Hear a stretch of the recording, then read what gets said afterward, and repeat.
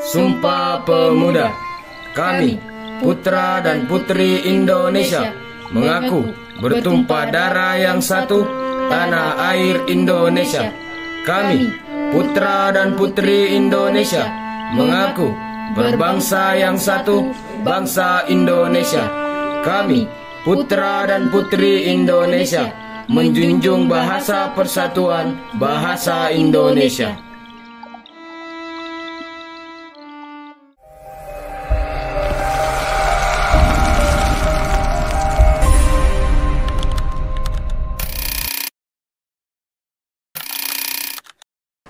Assalamualaikum warahmatullahi wabarakatuh. Alhamdulillah wassalatu wassalamu ala Rasulillah, amma ba'd.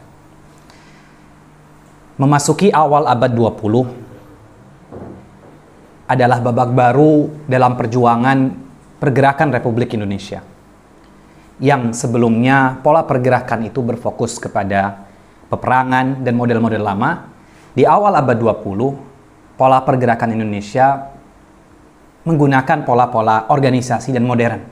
Inilah yang kemudian disebut dengan zaman kebangkitan nasional, di mana perjuangan Indonesia diaspirasikan, diwakili oleh organisasi-organisasi keislaman dan kebangsaan.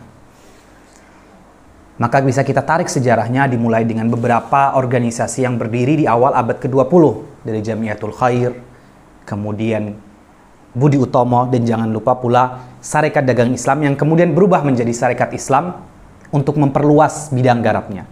Kemudian berdiri pula organisasi-organisasi keislaman berbasis kemasyarakatan seperti Jamiatul Khair, Al-Irsyad, Muhammadiyah, kemudian Persatuan Islam, dan pada akhirnya tahun 1926 berdirilah Nahdlatul Ulama. Maka pola pergerakan secara organisasi ini pun tidak kalah ketinggalan dilakukan oleh para pemuda. Para pemuda mendirikan berbagai organisasi di daerahnya masing-masing. Ada Jong Celebes, ada Jong Java, ada Jong Sumatran Bon, dan banyak organisasi-organisasi kepemudaan lainnya. Hingga pada tahun 1926 dilaksanakanlah kongres pertama. Untuk apa kongres ini dilakukan? Dilakukan untuk mendukung visi persatuan Indonesia. Baru kemudian pada tahun 1928 dilaksanakanlah kongres kedua, yang kemudian hasil dari kongres inilah yang kita kenal dengan Sumpah Pemuda. Kongres ini mendeklarasikan kesatuan bangsa, nusa, dan bahasa. Ini menjadi titik penting dalam perjuangan dan pergerakan untuk menuju kemerdekaan Indonesia. Maka dari peristiwa ini, apa pelajaran yang bisa kita ambil? Tentu jika menilik sejarah, kita bisa mengambil dari berbagai perspektif. Pelajaran yang kita bisa ambil pun banyak. Namun paling tidak, ada satu hal penting yang perlu kita catat. Bahwasanya, menurut fakta historis, bahwa pemuda itu selalu memegang peran penting dalam perubahan. Pemuda selalu menjadi agen-agen perubahan dalam sebuah masyarakat. Jika kita menilik sejarah Indonesia, dimulai dari Sumpah Pemuda, atau bahkan sebelum itu, di mana santri berjuang melawan kolonialisme Belanda. Kemudian, perpindahan dari zaman Orde Lama menuju Orde Baru, itu juga digerakkan oleh pemuda. Pun begitu dengan reformasi di akhir abad ke-20. Maka, jika kita menilik sejarah historis Indonesia, fakta bahwasanya peran pemuda menjadi sangat vital itu sudah terbukti. Lalu bagaimana dengan Islam itu sendiri? Islam mensifati konsep pemuda dengan kekuatan di antara dua kelemahan, sebagaimana yang termaktub dalam surah Ar-Rum. Jika kita melihat ayat-ayat yang berbicara tentang pemuda, maka kita akan dapatkan sangat banyak di dalam Al-Quran. Contoh adalah kisah Nabi Ibrahim ketika mendobrak paganisme di masyarakatnya, paganisme dan kesyirikan. Dikatakan, qalu sami'na fatan yuzkaru yuqalu lahu Ibrahim. Ketika Nabi Ibrahim mendobrak paganisme dan kesyirikan di masyarakatnya, dia masih seorang pemuda. Fatan. Pun begitu dengan Nabi Yusuf ketika menolak ajakan istri Abdul Aziz. dikatakan turawidu fataha. Pun begitu dengan kisah Ashabul Ukhdud, di mana seorang pemuda itu menjadi wasilah bagi masuknya sebuah kaum. Jika kita menilik di dalam Al-Quran, tentu sangat banyak kisah-kisah tentang seorang pemuda hebat yang menjadi pendobrak dan penggerak. Di zaman Rasulullah SAW sendiri, pemuda-pemudalah yang pertama kali atau mayoritas menerima ajakan dakwah Nabi Muhammad SAW.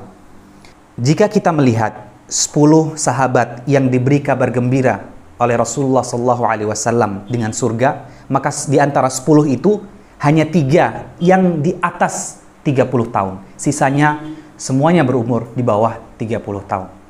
Bahkan 5 di antaranya berumur di bawah 20 tahun. Maka kita bisa melihat bagaimana peran pemuda dalam melaksanakan perubahan dan pergerakan. Jika itu adalah konsep pemuda dalam Islam, itu adalah idealisme pemuda dalam fakta-fakta historis, maka bagaimana kita melihat pemuda di masa ini? Bagaimana kita melihat pemuda dalam konteks dunia yang sudah cepat berubah? Jika ingin menganalisa apa yang terjadi di dunia ini, tentu banyak tinjauan yang kita bisa pakai. Contoh, kita bisa melihat dari tinjauan politik, dari tinjauan ekonomi, dan berbagai tinjauan yang lainnya.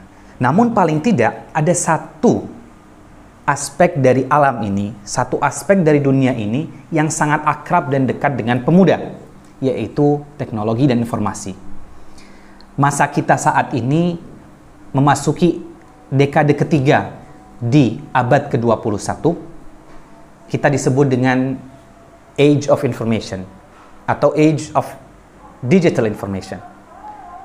Masa digital dan masa informasi, era digital, di mana akses terhadap informasi terbuka secara luas.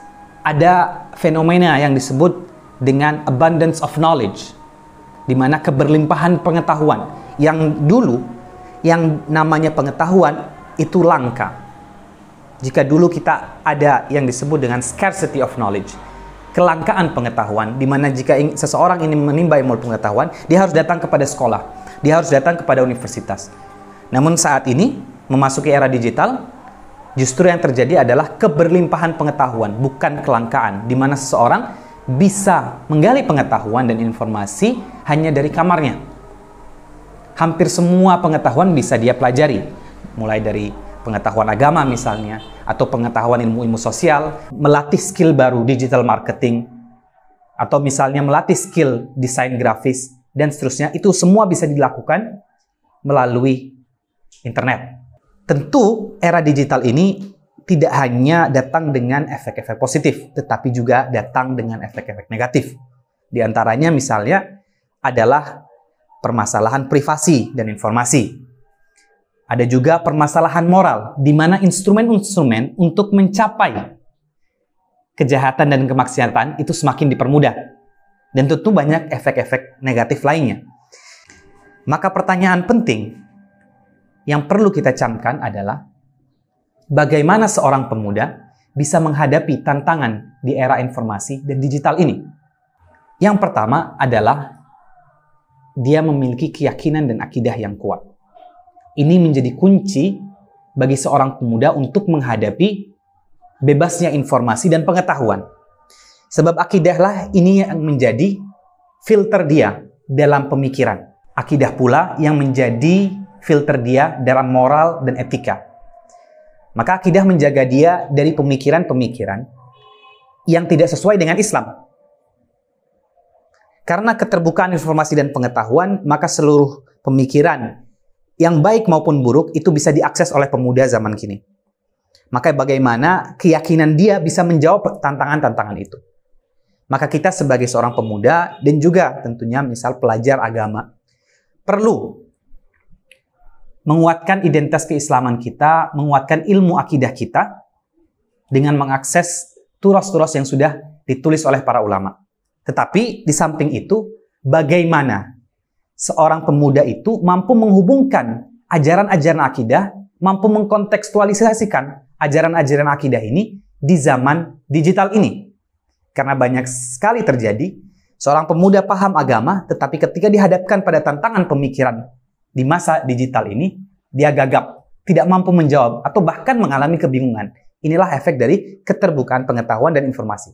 Jika dia tidak mampu mengkontekstualisasikan pemahaman-pemahaman akidahnya, maka yang terjadi adalah kebingungan. Maka kita bisa mengambil contoh dari Nabi Ibrahim bagaimana dia mendobrak paganisme. Kita pun di era digital ini, kita mendobrak pemikiran-pemikiran yang tidak sesuai dengan akidah Islam. Yang kedua, akidah ini berfungsi sebagai benteng moral. Sebagaimana Nabi Yusuf menolak ajakan syahwat, kita pun di era digital ini terbuka instrumen-instrumen syahwat itu, bagaimana akidah bisa menjawab dan menjadi benteng penolak wasilah-wasilah menuju keburukan. Maka akidah menjadi poin penting yang pertama. Yang kedua adalah bagaimana seseorang pemuda itu memiliki ambisi dan idealisme yang tinggi. Ada sebuah perkataan yang masyhur bahwasanya peradaban yang akan maju adalah peradaban yang mampu menggabungkan semangat pemuda dan kebijaksanaan orang tua.